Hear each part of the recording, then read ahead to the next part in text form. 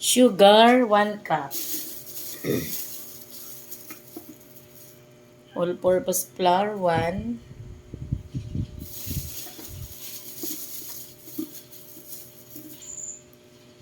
Two. Gagawin ko siyang 2.5.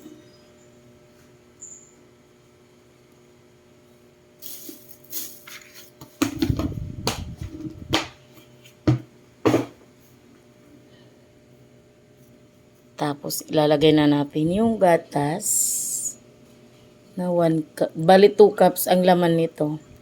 Pag i-measure mo sa cup. Baking powder.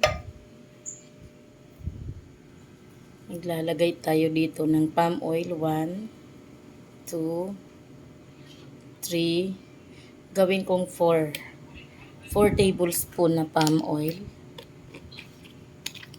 Tapos, yung ito, 2 tablespoon na lang talaga to, kaya ilalagay ko na lahat. Yung baking powder. Kasi tira lang to kahapon. Nilahat ko na po ha. Then, pagsabay-sabayin ko na, ilagay ko na din po yung egg. Isang egg lang po yung ilalagay natin. Uy, nagtalsik. Isang egg, tapos ilagay ko na po yung ilalagay kong carrots. So, ito pong carrots ay ginagdad lang.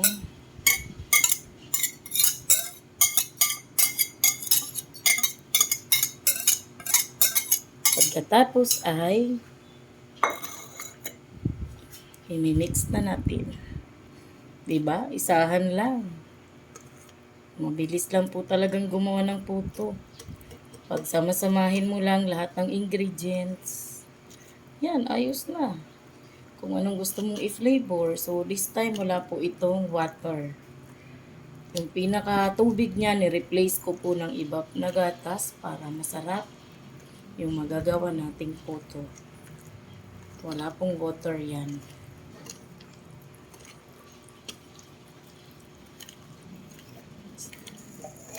Haluin lang natin ng maayos.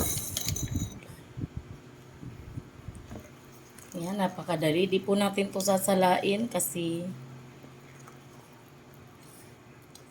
meron siyang carrot na flavor. So, i-make sure na lang natin na halo nating mabuti na walang buo-buo para walang buo-buo yung puto natin.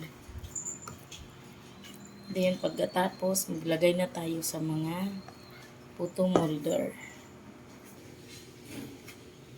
Yan, maglagay tayo sa mga puto molder natin.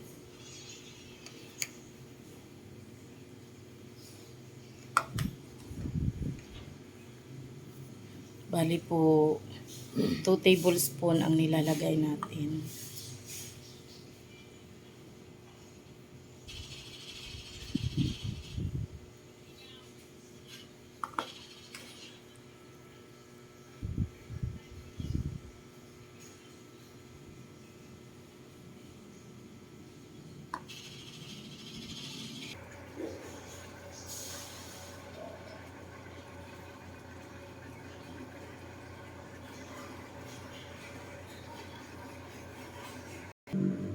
Ayan na. Luto na ang puto natin. Aalisin natin bawat layer. Look at that. Puto, carrot puto. Ayan ang ating carrot puto.